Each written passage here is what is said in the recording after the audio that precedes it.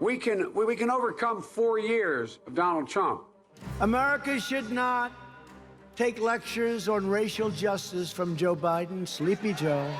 President Trump inherited an economy from Obama-Biden administration that was given to him. Normal has become living a nightmare. My husband has seen his share of bullies and of trials and of tragedies. These people are being crushed. This is a battle for the soul of the United States of America.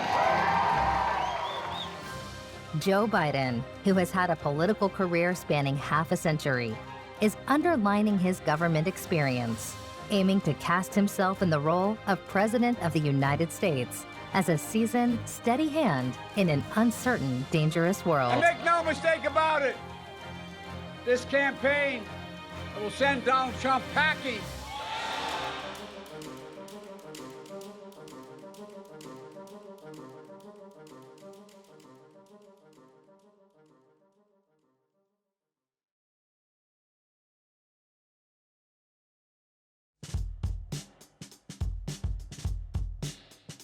Joe Biden, born during the Second World War in 1942, spent his childhood in the blue-collar city of Scranton, Pennsylvania, where his father struggled to find a steady job after a series of business setbacks. When Joey was 10, his family moved to Wilmington, Delaware, after his father secured a job selling cars there. As a child, Biden had a debilitating stutter. Classmates mockingly called him Dash, likening his staccato pronunciation to Morse code, and bye-bye on account of his attempts to say his last name of Biden. Biden attended the nearby University of Delaware, where he studied history and political science and played football. In his junior year at college, Biden went to the Bahamas for spring break, where he snuck into a hotel pool and met his future wife, Nelia Hunter. Even at such a young age, Joe had high aspirations and wanted to impress. On being asked what he intended to do for a living, student Joe told Nelia's mother that he intended to become the President of the United States. The couple fell for each other straight away, and encouraged by his new love, he applied himself more fully to his studies, and in 1965, on his graduation from Delaware, he was accepted into Syracuse University Law School. Sweethearts Joe and Nelia married the next year in 1966. On his graduation from law school in 1968, Joe moved to Wilmington, Delaware to begin his career practicing at a law firm. It was around this time he became an active member of the Democratic Party, and in 1970, Biden was elected to the Newcastle County Council, at 29 years old to the U.S. Senate in 1972, becoming the 5th youngest senator in U.S. history.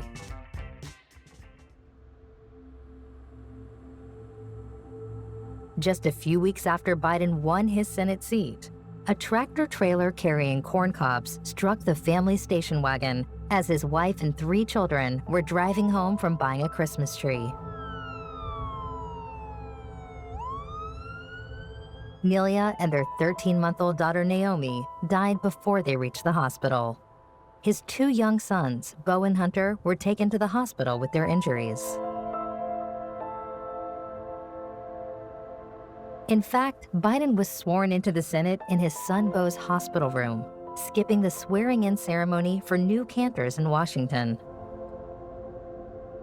In order to spend as much time as possible with his sons, Biden decided to continue to live in Wilmington, commuting to and from Washington each day by Amtrak train, a practice he maintained throughout his entire tenure in the Senate. From 1973 to 2009, Joe Biden served a distinguished Senate career. Over the years, Joe won respect as one of the Senate's leading foreign policy experts, serving as chairman of the Committee on Foreign Relations for several years.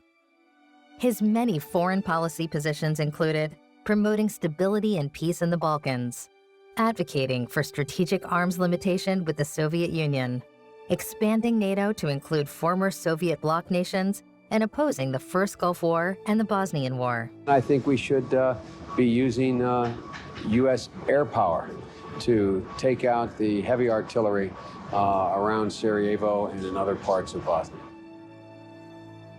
Biden famously went up against Secretary of State George Shultz in 1986 when he defended President Reagan's South African policy. The administration were criticized for lacking moral backbone in dealing with the white minority government in Pretoria.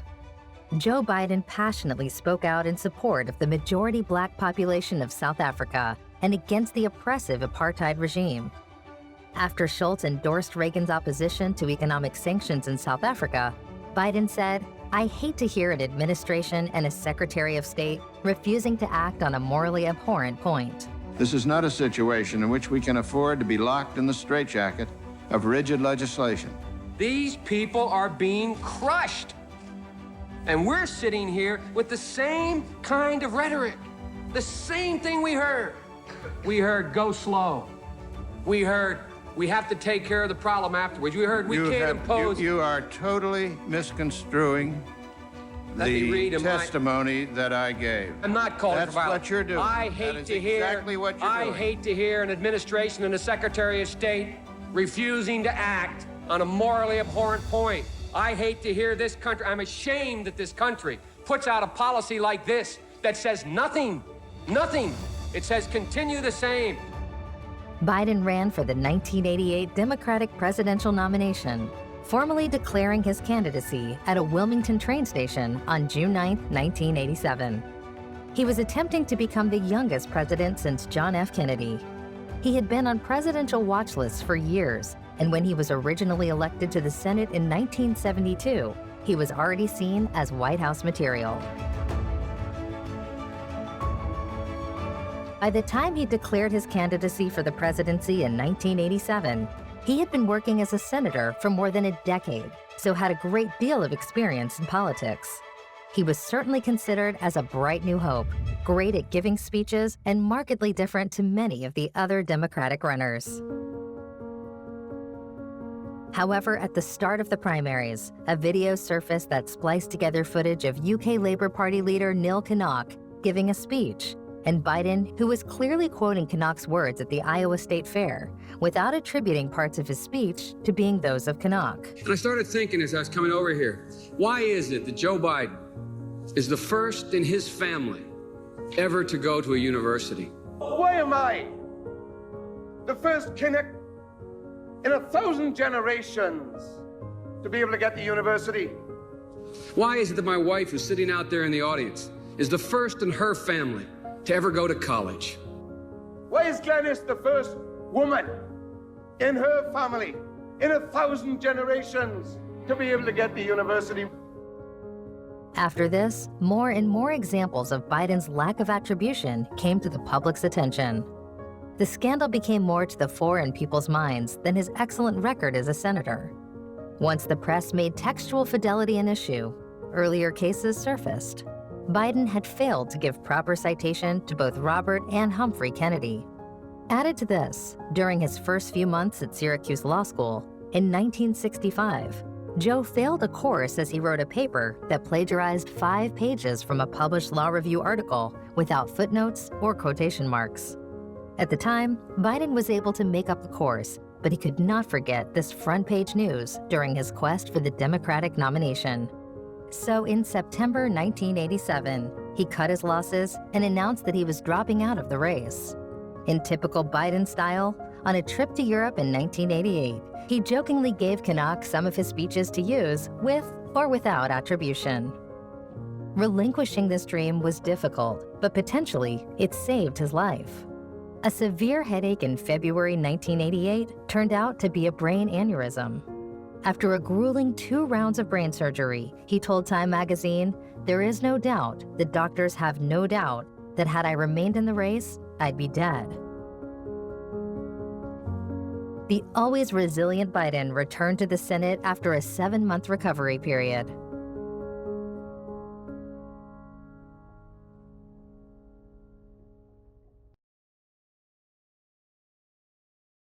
My goal was, when I started running in 1972, was I wanted my daughters, if I had one, I just had one, I was 14 months old, that she would be entitled to every single solitary opportunity my kids were, and there's not a damn thing that a man can do that a woman can't do. I really mean that. There is not a single thing you can't do. In 1994, one of Biden's biggest achievements was that he co-sponsored the Violence Against Women Act, which provided $1.6 billion to investigate and prosecute violent crimes against women, plus imposed automatic and mandatory restitution on those convicted, and allowed victims to sue their attackers in civil court, even if prosecutors did not proceed in criminal charges. Other notable causes Biden supported included campaigning for American action to end the genocide in Darfur and speaking out against President George W. Bush's handling of the Iraq War, particularly opposing the troop surge of 2007. In destabilizing Iran, we should be a little, we spent some real time thinking about that. 20 years after his first presidential bid, Biden decided to run for the U.S. presidency in 2008. During the campaign, Biden focused on his plan to achieve political success in the Iraq War through a system of federalization. In terms of his suitability, he referenced his record in the Senate as the head of several congressional committees and experience in foreign policy. As Biden entered the presidential race, he attacked frontrunner Hillary Clinton's plan for the war in Iraq. During an interview on Good Morning America, Biden called Clinton's plan a disaster and counterproductive. Biden stated that his plan called for a political solution, unlike Clinton's military solution. However, 2008 was not the right time for Biden. After years of the Bush administration, people in America wanted change, and Barack Obama offered this in the form of being not only the first African American to run for office, but by being bright, articulate, and a symbol for change after years of war in the Middle East. We are one people, we are one nation, and together we will begin the next great chapter in the American story with 3 words that will ring from coast to coast, from sea to shining sea. Yes, we can. Thank you, New Hampshire. Thank you. One of the biggest problems Biden faced at the time was voters didn't know about him or his candidacy. A poll conducted by Gallup found that 38% of the public had never heard of Joe Biden, and 17% had no opinion at all about him. In contrast, 0% of the public had never heard of Hillary Clinton, and only 3% had no opinion. Although the public opinion of Hillary might not have been completely positive, at least the public knew who she was. Some people think you bring change by demanding it, and others think you bring change by hoping for it. I think you bring change by working really, really hard for it every single day. It takes perseverance and persistence, and yes, some perspiration.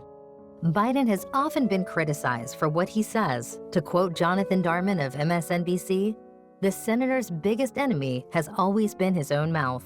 And it is true that comments about the other candidates in the 2008 bid overshadowed his own policies. He especially drew criticism in the popular press for his evaluation of Senator Obama. Biden was quoted in the New York Observer as saying, "I mean, you've got the first mainstream African-American who is articulate and bright and clean and a nice-looking guy. I mean, that's a storybook, man." Biden sought to clear up the controversy by apologizing to Obama on the same day and repeated his regret on The Daily Show that same evening. "Look, the other part of this thing that got me in trouble is using the word clean. I should have said fresh." Some media observers labeled Biden's announcement as a launchpad disaster. The remark did undermine his campaign, and with Obama being the popular candidate, the comment severely damaged Biden's fundraising ability.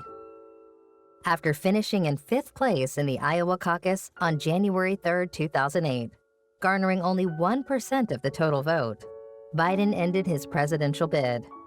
In a tearful rally with family and friends by his side, Biden declared, "I ain't going away.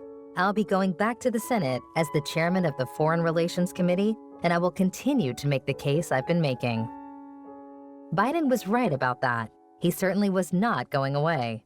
He had created a favorable impression during the debates and increased his stature among Washington politicos. In particular, Barack Obama changed his opinion of Biden, liking how he had handled himself at campaign stops and appreciating his appeal to working-class voters. On August 23, 2008, the Obama campaign announced that Biden would become Barack Obama's running mate. During the campaign, he used his political experience to compliment Obama. He could relate to blue-collar Americans, being originally from Pennsylvania, a blue-collar state. He had a multitude of connections in Capitol Hill, and he had more personal connections in foreign policy than Obama. The pair were a perfect fit. I love how Republican nominees are always going to change the Republican Party. He's going to change how Washington works. Well, folks, we've seen that movie before. And you know from experience, the sequel is always worse than the original.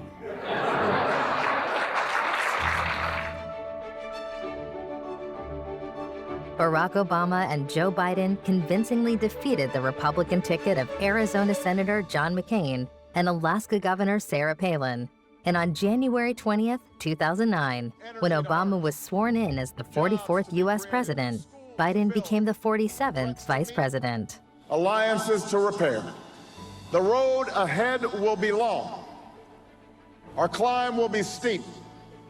We may not get there in 1 year or even in one term. But America, I have never been more hopeful than I am tonight that we will get there. I promise you, we as a people will get there.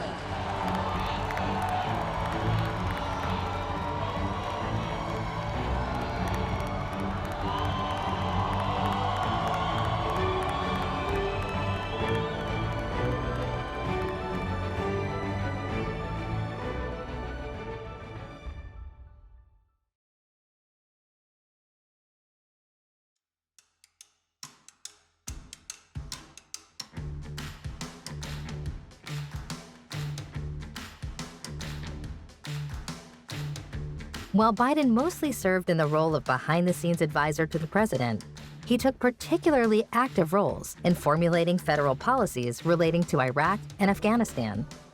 Although he lost an internal debate to Secretary of State Hillary Clinton regarding his opposition in sending 21,000 new troops to the war in Afghanistan, but his skepticism was still considered valuable in the administration. And in 2009, Biden's views gained more influence as Obama reconsidered his Afghanistan strategy. As vice president, he also played a leading role in getting the economy back on track. Biden chaired the Middle Class Task Force, which was a guiding force in the administration's efforts to improve the livelihoods of middle-class families. He also oversaw the administration's implementation of the Recovery Act, which added 2 million jobs, helped stave off another Great Depression, and made an unprecedented investment in America's infrastructure. One of the main issues for Biden was to create a level playing field for American workers. He fought for payroll tax cuts during the economic recovery, ensuring a tax cut for every single worker in America. He pushed for a higher national minimum wage and supported state and city-level efforts when Congress failed to agree to a higher national wage floor. What Biden was most well known for during his time as vice president was his stance in combating violence against women. As the author of the original Violence Against Women Act, Vice President Biden continued to draw upon his years in the United States Senate to address violence against women, specifically domestic violence, sexual assault, and stalking.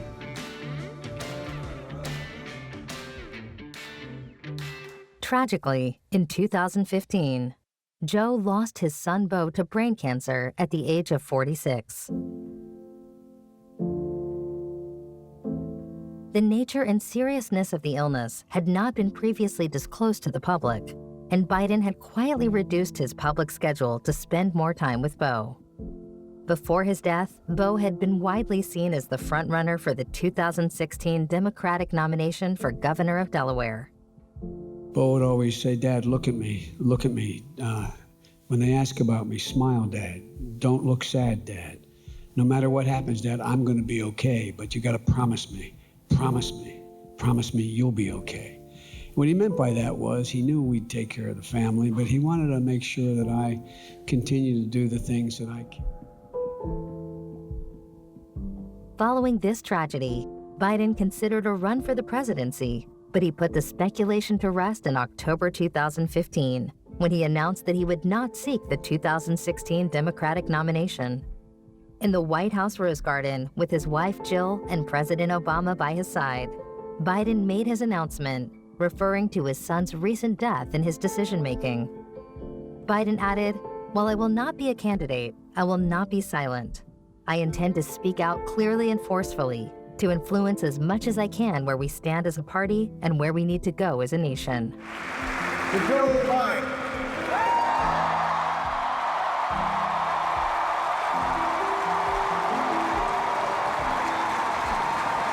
You were the first decision I made as a nominee, and it was the best.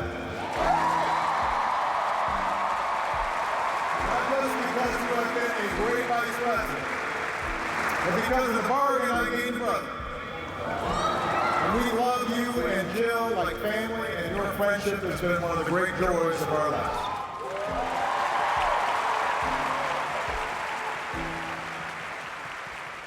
On January 12, 2017, President Obama presented Biden with the Presidential Medal of Freedom with distinction, the nation's highest civilian honor, in a surprise ceremony at the White House. Obama called Biden the best vice president America's ever had.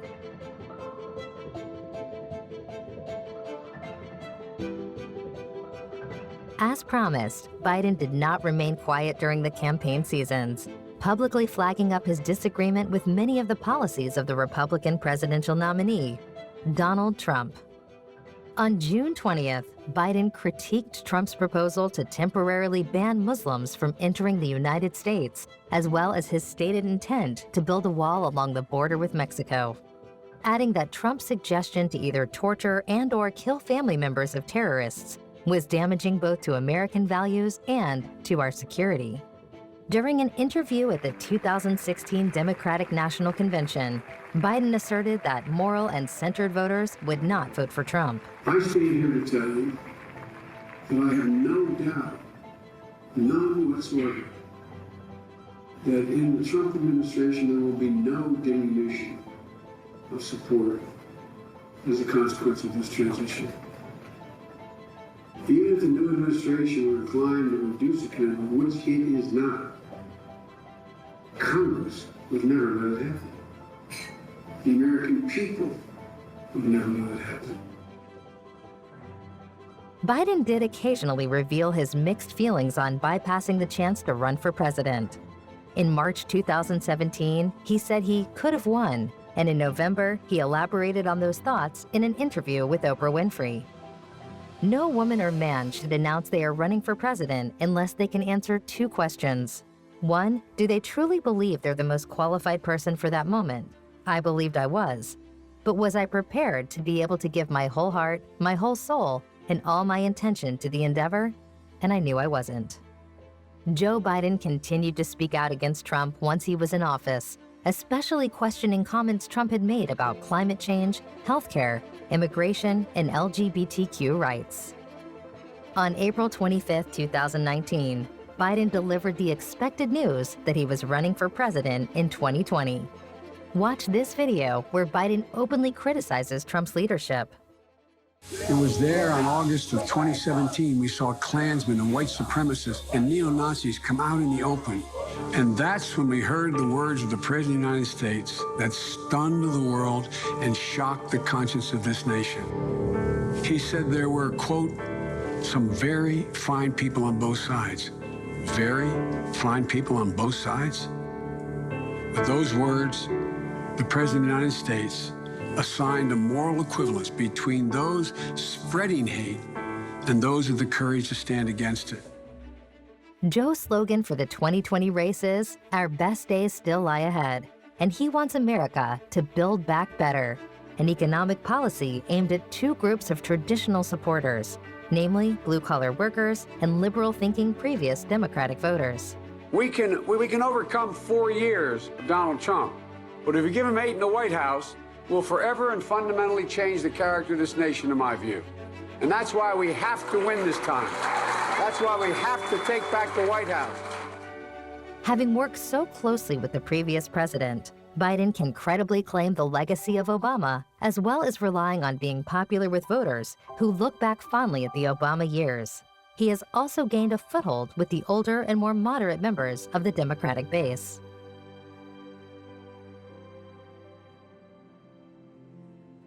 One of the most immediate and obvious challenges facing the president and the country as a whole is how to tackle the coronavirus outbreak.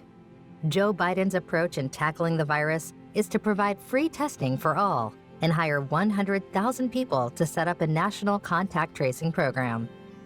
Biden wants to give firmer national guidance through federal experts, set up at least 10 testing centers in every state, and call upon federal agencies to deploy resources.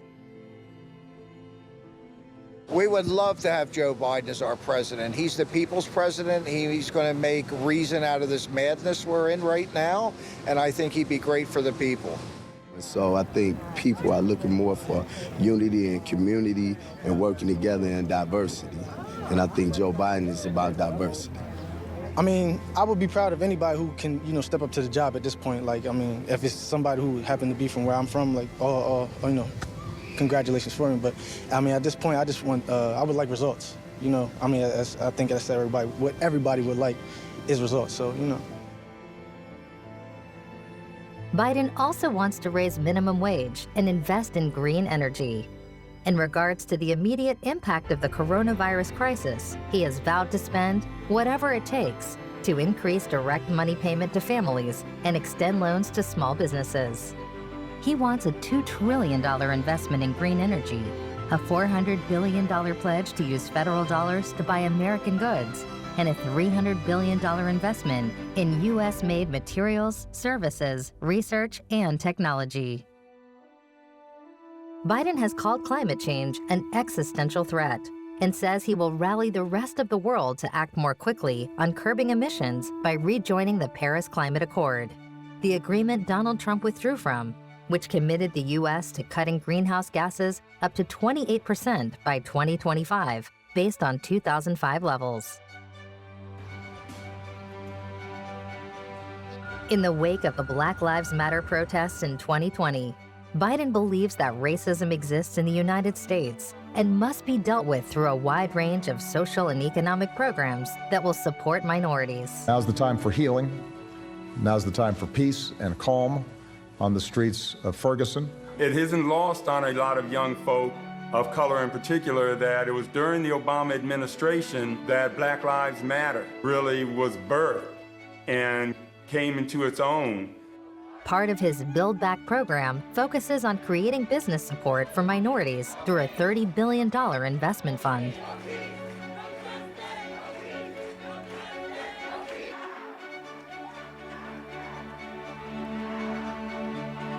During his time as a senator in the 1990s, Biden's tough-on-crime position has been highly scrutinized, especially in the current political climate. However, he has moved on from his stance from over 3 decades ago and has proposed policies to address gender, race, and income-based disparities in the justice system, reduce incarceration, and rehabilitate released prisoners. This is no time for incendiary tweets. It's no time to encourage violence. This is a national crisis. We need real leadership right now. Biden wants to expand Obamacare, which was the public health insurance scheme introduced when he was President Barack Obama's deputy, and implement a plan to insure an estimated 97% of Americans. All Americans will be given the chance to enroll in the public health insurance option. This will be similar to Medicare, which provides medical benefits to the elderly, and to lower the age of eligibility for Medicare itself from 65 to 60 years old. President Trump inherited an economy from Obama-Biden administration that was given to him, just like he inherited everything else in his life.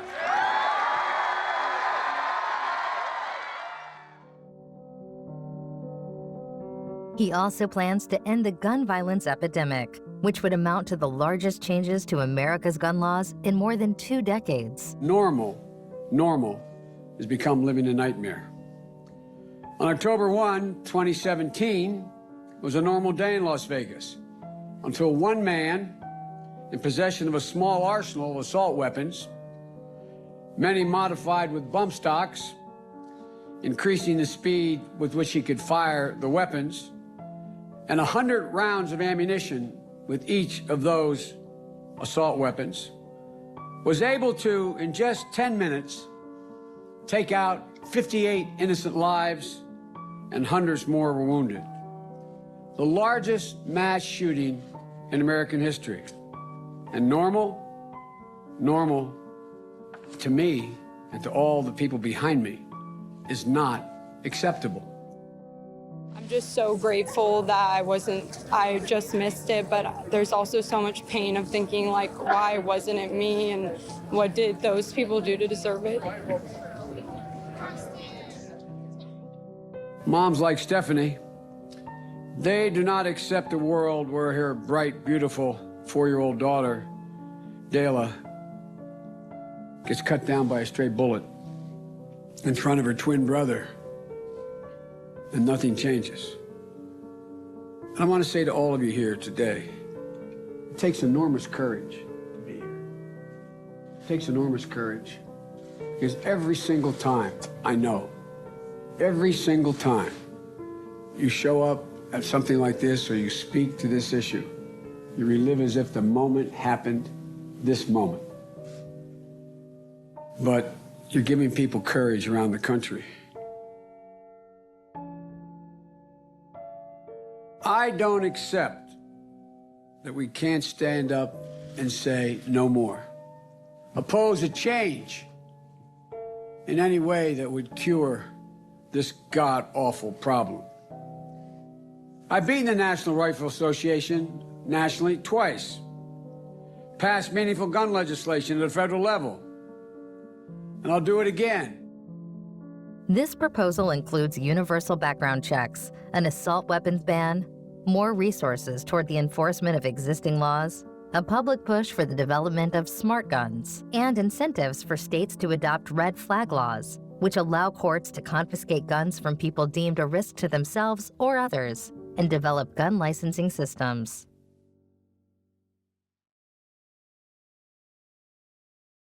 I can remember when I was a kid, graduating from high school.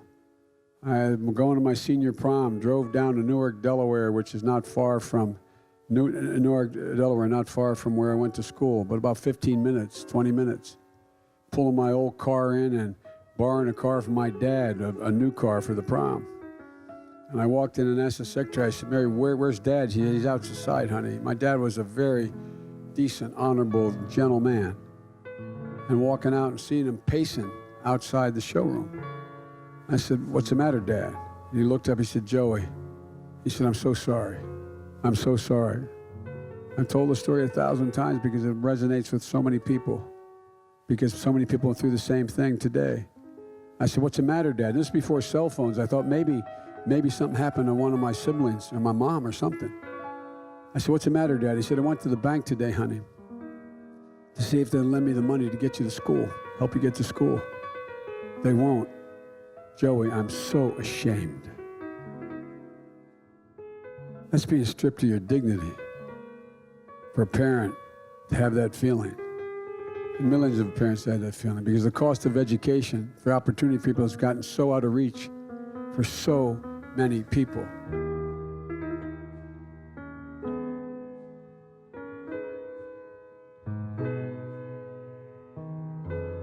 One notable shift to the left for Biden is that he has endorsed a handful of big pieces education policy that have become popular within the party: universal preschool access, expansion of tuition-free colleges, and student loan debt forgiveness. These would be paid for by the money gained back from withdrawing the Trump-era tax cuts. The second piece of allowing you to have your dignity, does anybody think that 12 years of education is enough in the 21st century to be in the middle class? I don't know anybody who does. So, the report I did for President Obama before we left office, talking about the jobs of the future, we pointed out then, right today, 65 out of every 100 jobs in the United States of America requires something more than a high school degree. My wife, who still teaches at the community college, says it best. Any country that out-educates us is going to out-compete us. That's why I propose to making technical and community colleges free.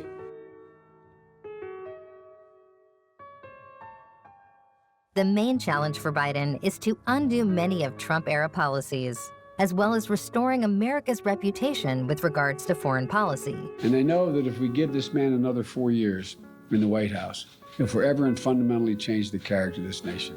We can't let this happen. That's why, from the moment I entered this race, I did say we're in the battle for the soul of this nation. And we are. In his first 100 days in office, Mr. Biden promises to reverse Trump policies that end the bans on travel from several majority Muslim countries, rescind limits on the number of applications for asylum, and also abolish the policy that separates parents from their children at the U.S.-Mexican border.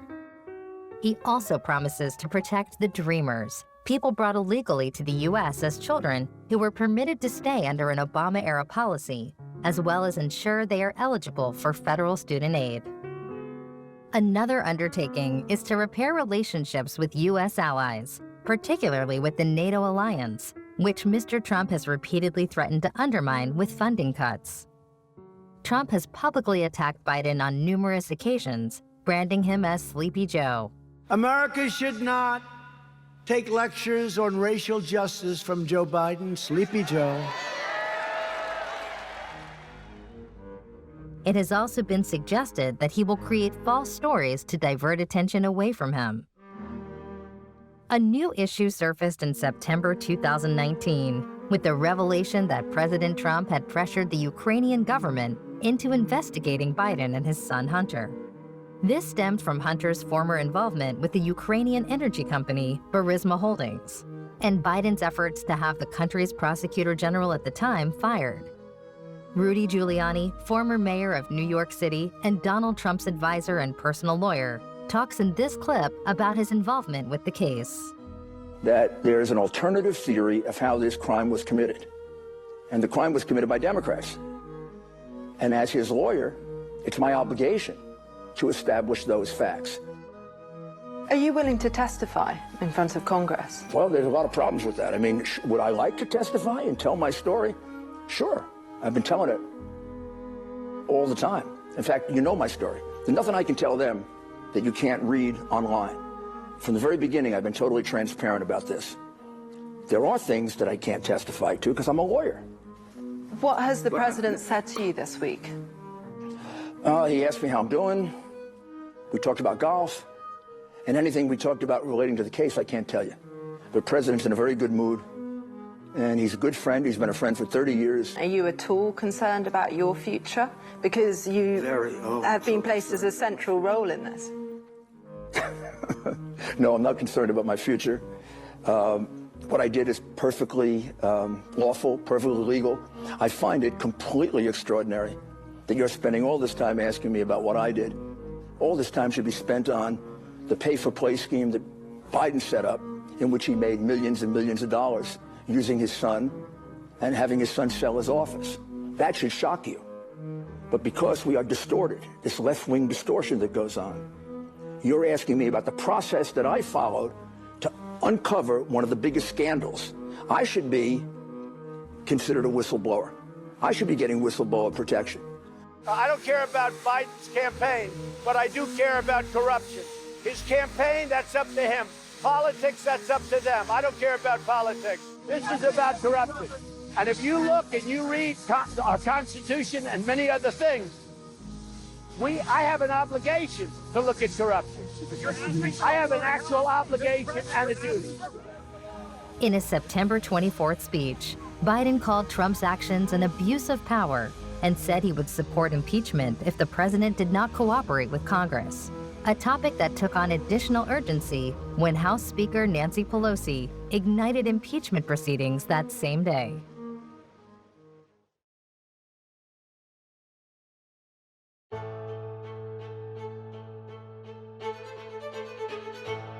The central 2020 Democratic presidential candidates were Bernie Sanders, Elizabeth Warren, Michael Bloomberg, Pete Buttigieg, Amy Klobuchar, with the main threat to Biden being Vermont Senator Bernie Sanders. Bernie has a huge following and appeals to the further left side of the Democratic Party. What we need is a new politics that brings working class people into our political movement, which brings young people into our political movement,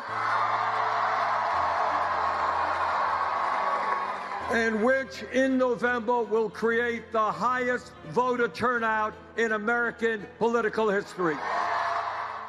I'm here today because I really want to support a man that I really believe in, the man that I believe that's actually going to do some good for this country, a man that's going to reshape things and actually really give power back to the people. And I really believe in his message. Yeah, he seems the most genuine out of the candidates. The other candidates don't really seem like they want to make any active changes, but it does seem like he's the more genuine candidate. It's expensive to have health care in the United States. As of today, Bernie will take away the middleman and give us cheaper health care and cheaper, better health care. He has always been dedicated to fighting for the people like down here on the ground, the working class people of this country. And there are candidates who try to claim they will and then backtrack on their promises, and he has always stuck true to what he's believed in and what he has said he would do.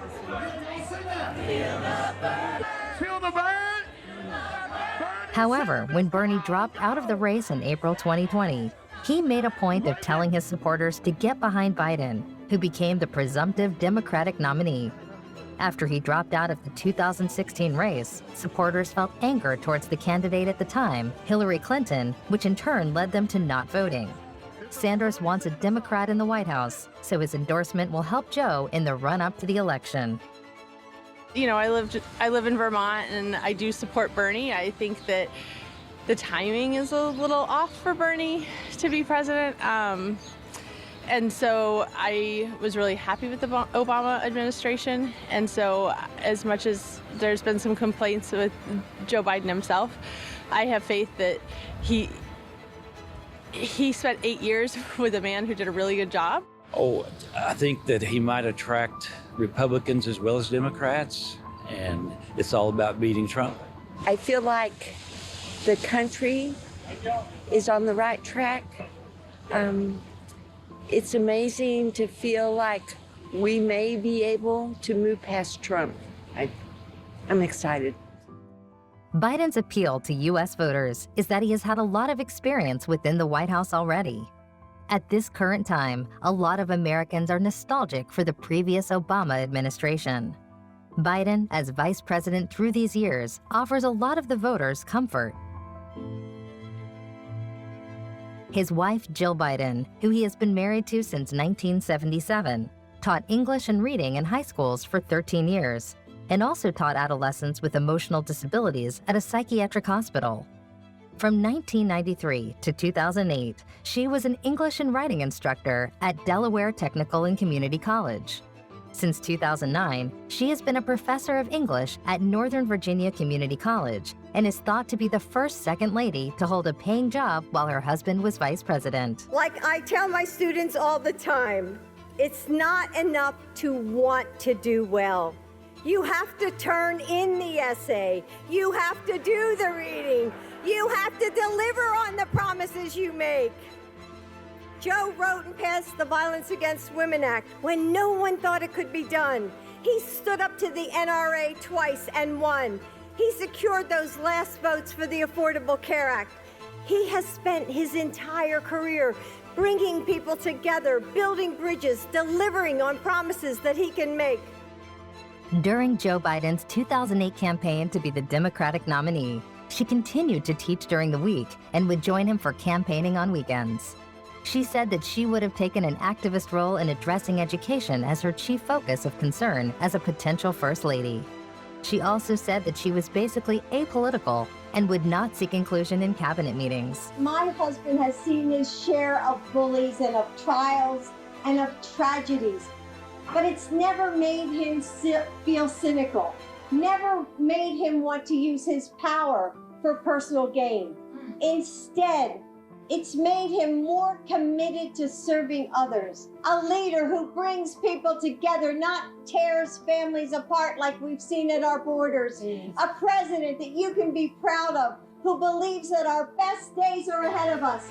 That's my husband, Joe Biden.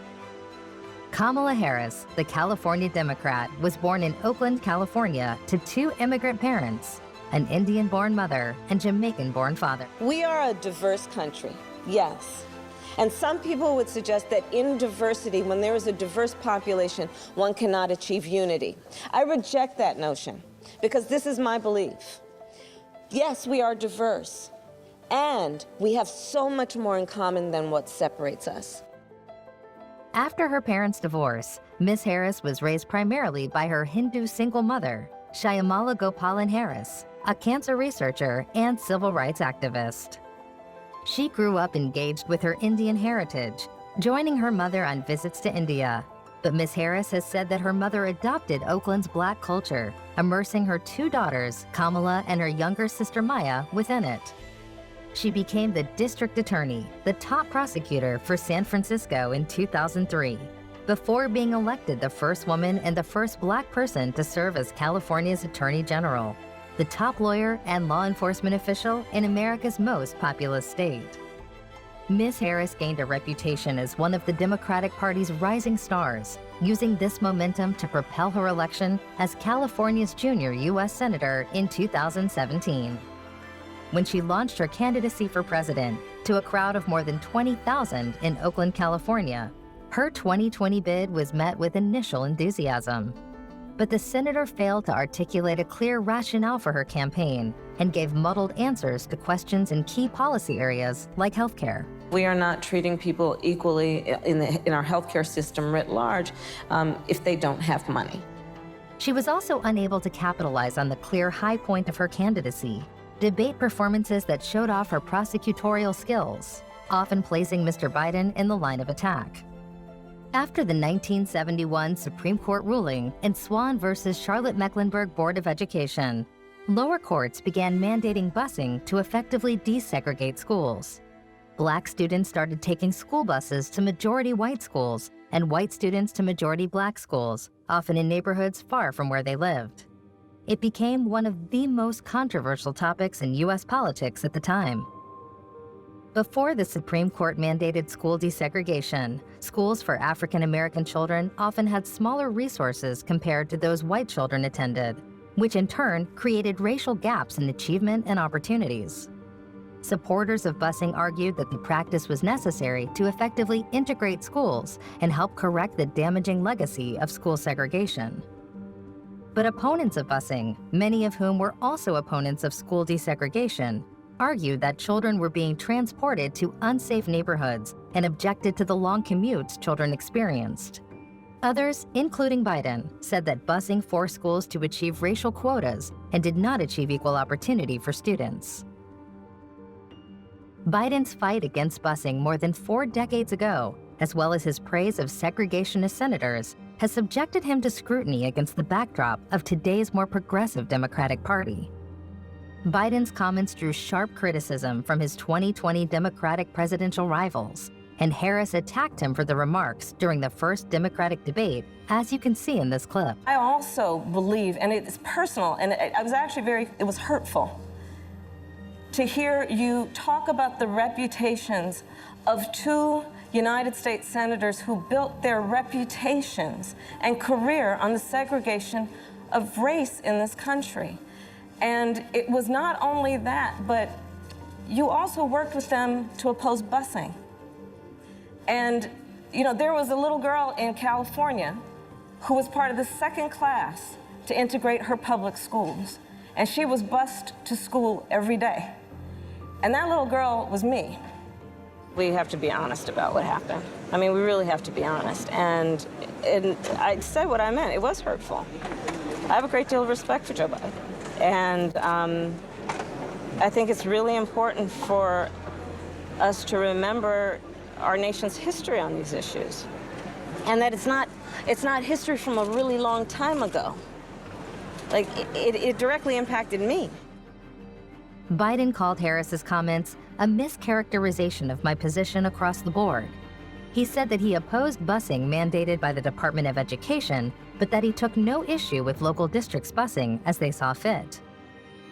The two made amends, with Harris understanding Joe's take on the issue and realized that this was decades ago where the political climate was very different. And when you put the kind of fight and work that you have always put into investing in the future of America, we will elect Joe Biden as the next president of the United States.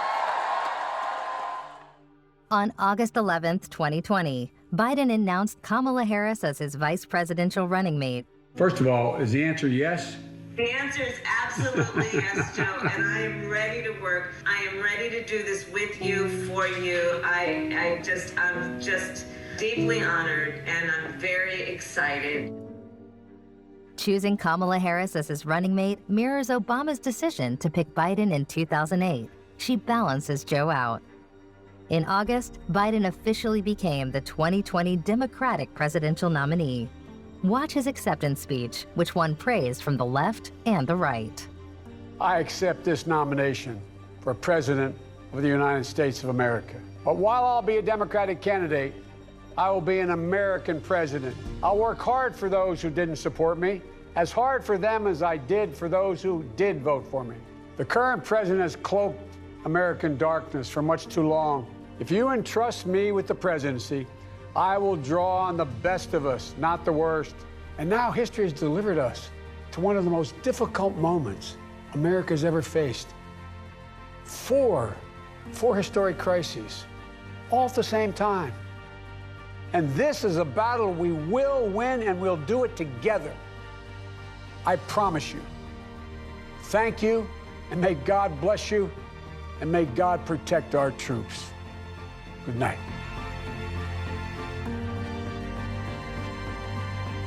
Joe Biden, who has had a political career spanning half a century, is underlining his government experience, aiming to cast himself in the role of President of the United States as a seasoned, steady hand in an uncertain, dangerous world.